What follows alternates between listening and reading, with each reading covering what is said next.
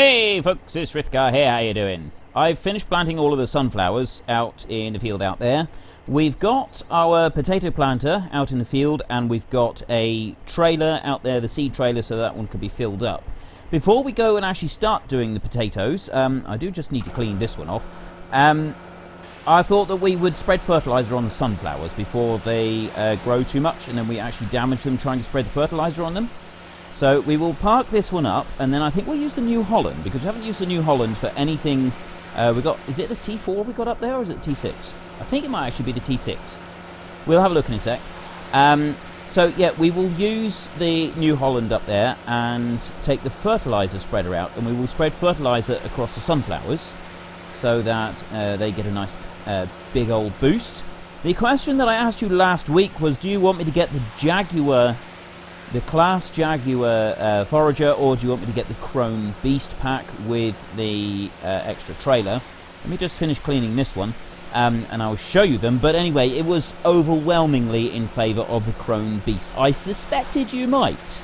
I suspected you might, because that thing just looks absolutely incredible. I am really looking forward to being able to use that. So as soon as we've done the fertilizer and the potatoes, and we spread fertilizer on the potatoes, we will go and do it. So let's just take a quick look and see the one that we're going to get. So the options were that one or this Class Jaguar 980 with the Orbis. I did have a few votes for the Class Jaguar, and it is a good one, don't get me wrong. It is good, but this is the one that you people would like. This is the one that almost everybody has said. So we get that one. We've got a selection of headers, so we will use that one for doing the maize, and then we will get this one here for doing the other. We'll have to hire it. We just don't have the money to be able to buy any of it. And of course, we'll use the Big X cargo in the field as well. I think that is going to be absolutely brilliant. I am curious if it will actually operate with the hired help, because ordinarily a forage harvester will not operate with hired help if you're using a trailer. So that'll be something that'll be quite interesting to find out. Now, a question for this week is, hang on we go. I'm going to buy another field, and I'm thinking we'll go for a bigger crop field, which we'll plant in a week or two's time. And it's either going to be field 20 or field 2. So either it'll be sort of in the middle of the map, we'll have a little bit of road work to go and get it, or it'll be all the way across here. So we'll have to transport machinery across the map, and then we'll deposit any crops that we get. They can be deposited up at this farm, ready for feeding to our beef and pigs, I should think. And I thought it'd be quite interesting to introduce a little bit of road work. So it's field 2 or field 20. Which one do you want me to buy? Head down to the comment section down below. Let me know what you think. It's your vote. It's your game. Now, let me just park this one back in the shed here. And I'll leave it hitched on to the Deutz, because we're not actually going to use this Deutz again for a little while, because I quite favour the Warrior. That is just an awesome looking tractor. I really like having this Deutz. This is the T6. So the T6 160, and now I'm stuck. There we go. Right, so the T6 is the one that we're going to use. We're going to put the fertilizer spreader onto this one, fill it up, go out and spread fertilizer onto those sunflowers. I will try and we'll do a little bit on camera, and then I will quickly finish the field off. I might even just leave the hired help doing it, something like that. I'm not quite sure yet. Because we have seen it before. I want to get going with the potatoes. Quite looking forward to getting those done, as I've not actually done those on anything yet. So let's pick that one up and put the PTO on. There we go. And I want to back up to there to get fertilizer. Back it up.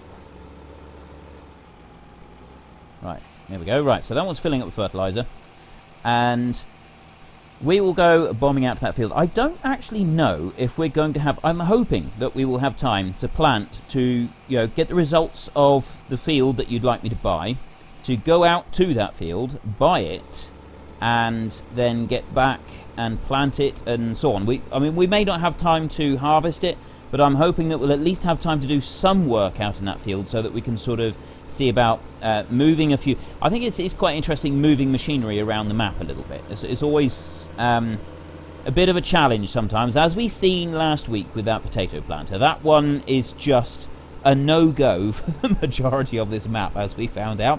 That was, that was just really bad. That was just really, really bad. Fun, though. It was fun. It was amusing doing that. Right. We have everything all planted up, and I'm going to come down to this end. There we go. If I start about here, that should be okay. And we're away. Why is it not going? Go, go, go, go, go, go. Don't just sit there and waste fertilizer. Sometimes when I press the button on my steering wheel, if I've still got my foot on the pedal, it doesn't quite engage the auto drive. Well, it's not auto drive, it's like cruise control. There's a cruise control button that I press. And if your foot is slightly on the pedal, for anyone that is considering getting one and you're wondering why it's not behaving quite properly, if your foot is still on the pedal just a little tiny bit, it can cause trouble. But I mean, overall, I'm very pleased with the steering. I'm very glad that I got the steering wheel. It was probably one of the best things I got. And I didn't get the most expensive one in the world. I got, I did buy it new. I got the Driving Force GT. It's a Logitech Driving Force GT. It's really good. It does have... where am I going there? I'm trying to show you a bit of the view of the tractor. Let me see if I can do this from in the cab a little bit. It does have... get rid of that a sec. What's the word I'm looking for? It does have force feedback. So it's like kind of difficult to push the steering wheel. You don't get it like juddering or anything like that. I think it does in some games, but I don't get any of that from this one. I think some games you actually have the steering wheel fighting with you. It's just difficult to turn at times. And I really like it. I really, really like it. But I know people who play with a steering wheel is absolute the cheapest that they could get. There is no force feedback. There's no sort of restriction on the steering wheel, but you're still steering with a steering wheel, which is far better than using a keyboard. And someone did notice a little while ago that my original time-lapse videos, up until anything that was produced in 2015, they were all done on a keyboard. I did the whole lot on a keyboard. I am coming out of the cab because it's just easier to see where I'm going and I don't overlap too much because I don't want to waste too much fertilizer. Yeah, so I did it all on the keyboard, and the only time you notice, most of the time, keyboard is okay. I mean, it does make your wrist ache a little bit sometimes from constantly using the keys, the two keys all the time for steering. But most of the time, if you haven't got a steering wheel and you know it's a little bit too expensive to seriously consider, don't worry about it too much because, for the most part, it doesn't really make a huge amount of difference. It's nice being able to do partial turns because obviously with a keyboard you've got to turn, you do a complete turn or you don't turn at all.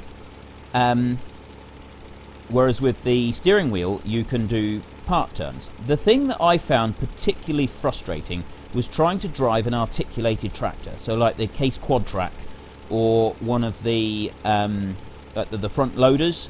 Those on a keyboard are incredibly frustrating because obviously the whole machine moves when you go to turn, and not being able to use a steering wheel when you're operating one of those, that is sort of, yeah, that spoils the game a little bit and you can't really use them very well. But other than them, I wouldn't say that it makes a vast difference to the overall performance. It's just nice being able to use the steering wheel. But yeah, I have had quite a few people asking about what steering wheel I use, what input do I use, is it worth getting the steering wheel? And I would say if you can afford the steering wheel, it doesn't really matter what sort of steering wheel. I've missed a strip there. That's alright, we'll leave that one little strip up through. Let's see if I can come in cab and keep fairly even. I can follow the lines that I did when I sowed the field. So yeah, I have had people ask me, is it worth getting the steering wheel? And I would say, speaking from personal experience, don't break the bank trying to get a steering wheel, right? It's not going to improve your game sufficiently to, you know, be worth causing trouble with money. I know that steering wheels can be expensive, and I know it's not easy for everybody to get one.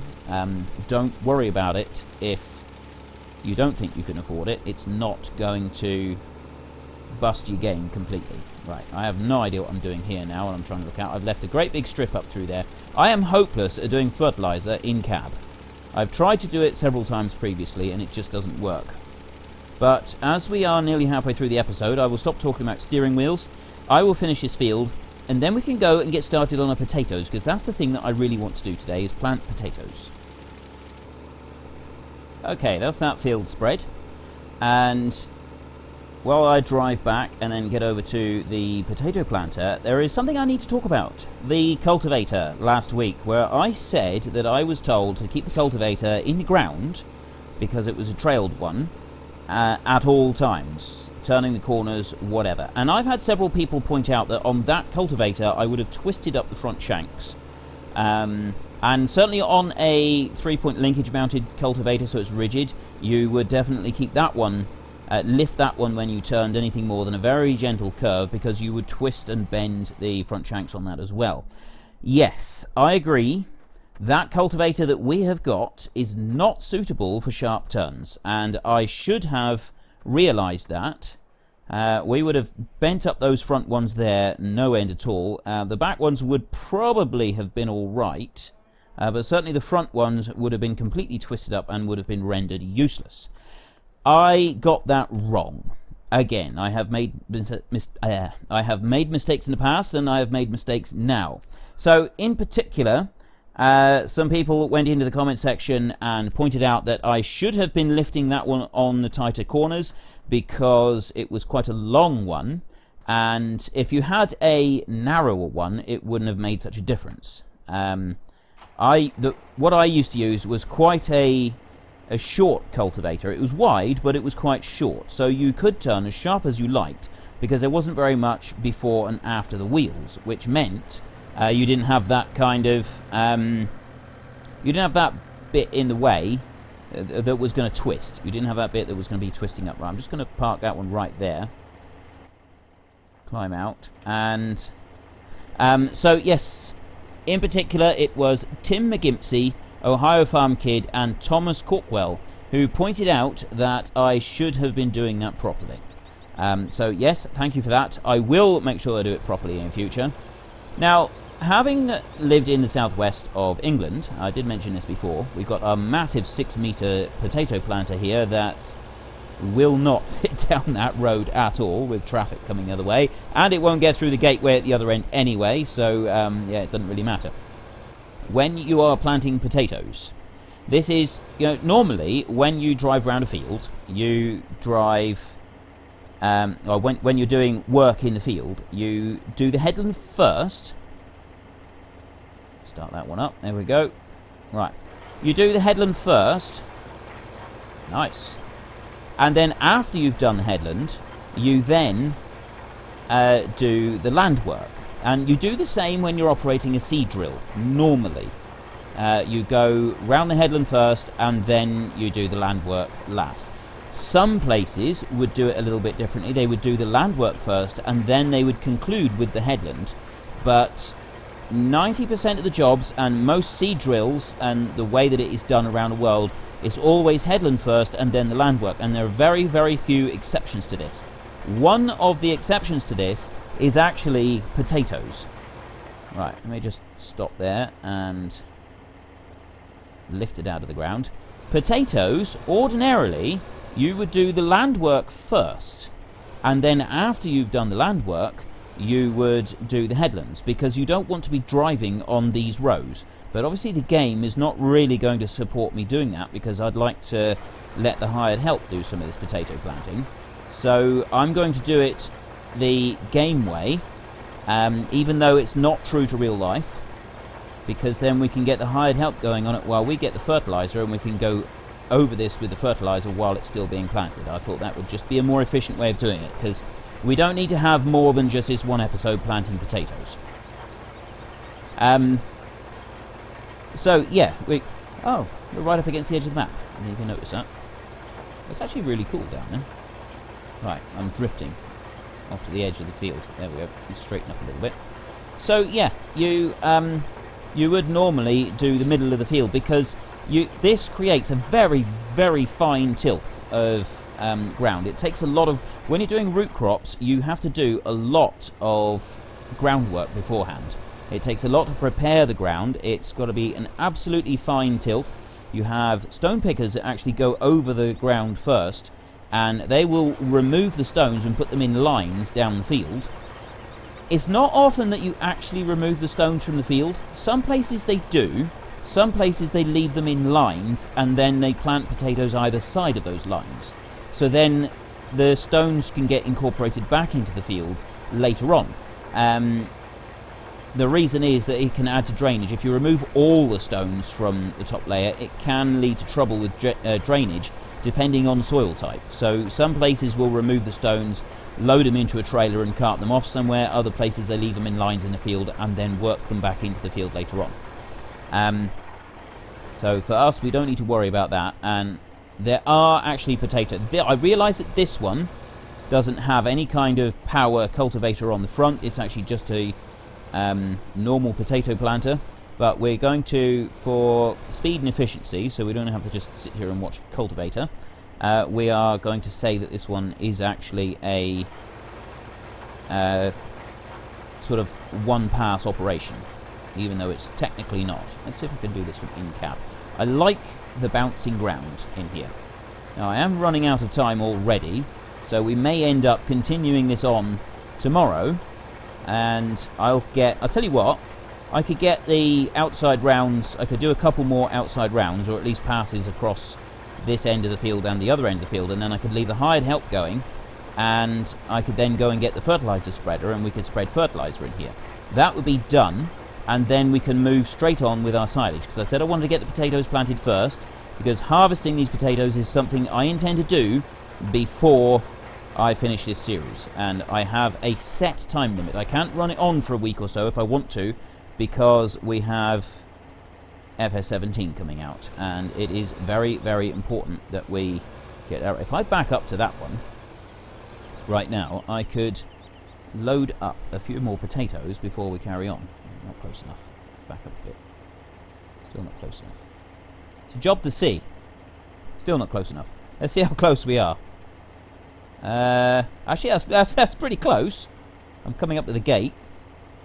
I'm actually clipping the gate, but anyway, there we go. That's close enough. We're just filling it up now. Yeah, this is going to look quite nice actually. And what we're going to use is the. We're not going to use the big self-propelled harvester. We did that with sugar beet in Melfroy Estate, so we've seen a big self-propelled harvester. What I'd like to do this time is I'd like to use the tractor-mounted machinery. So that won't be a choice this time. I know I very often use choices for just about everything, but that is not going to be a votable option this time. I'm choosing to use the tractor-mounted machinery so that we can see how that works. I haven't yet decided if I will do all of the topping or do it as a single pass operation. Probably it'll be a single pass operation, because that is what people do these days. If they're going to do it like that, although in my part of the country they tend to bring in the great big self-propelled machines. You do still see the tractor-mounted ones, but a lot of the potato growers these days are part of a co-op, and they buy the machine together over 2 or 3 different farms, and then they share it between them all, and it works really well. It is a really good way of doing it. They share the cost of the machine, and then they all help each other with harvesting potatoes. So they also plan their crops as well, so they'll take it in turns to have the earliest potatoes, they've still got very early potatoes. It's the earliest ones available grown in the UK.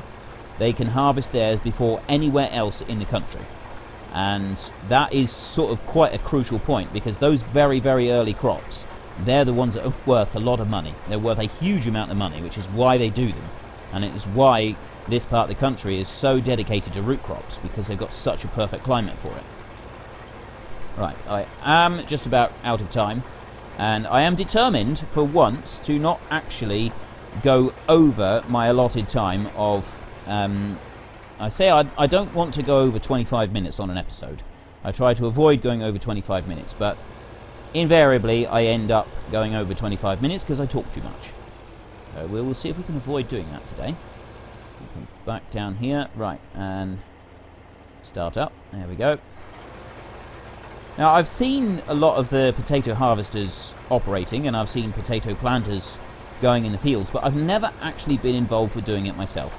Except when I was very, very young, I did help on a small potato harvester. It was basically a large trailer that used to lift the potatoes up. There were several people would stand next to a conveyor as the potatoes went past, picking out all the bad ones and chucking them to the side. And then you had 2 people at the end of the conveyor bagging them up. And they would run down these chutes into bags, and 2 people would stand there bagging these potatoes as fast as they possibly could. And as soon as they were into bags, their bags were lifted up and placed behind them, and then another person behind them, he would put the wires on. And what you have is a little hand tool that has a long wire, and the wires are pre-made ones. They're specially designed for this sort of thing, and it's a long wire with 2 loops, a loop at each end of this piece of wire, and you wrap the piece of wire a couple times around the top of the bag, and it will just grab hold of it. And then you get this little tool and you hook it through the 2 loops and you pull, and as you pull it causes the end to twist really fast, and it ties the wire loops really, really tight. And then you've got a bag of potatoes that is done up with a wire twist, and it won't come undone then. It's nice and tight. It's really, really tight and done well. So you would load up this trailer, and after a couple passes up and down the field, you then pull up alongside the main trailer in the field and offload all of the potatoes, the bags of potatoes that you had on the harvester, and put them onto the other trailer. It was a lot of work, and as I was very, very young, I didn't really get involved with it, but you could tell that it was a lot of work because you're throwing everything around by hand. Everything is done in bags and is all done by hand.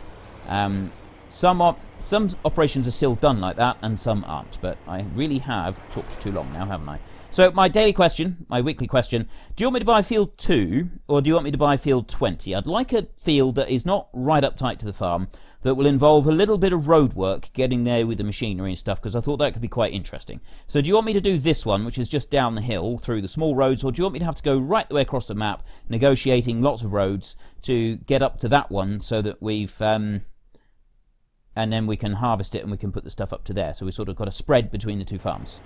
It's your vote, it's your game. Head down below and let me know which one you want. But if you've enjoyed this episode, then please head down below and give me a like. And if you really enjoyed it, then please tell your friends all about me. Get them to come and watch me as well. That would simply be awesome. But until next time, thank you very much for watching. This is Frithgar. Goodbye, and see you later.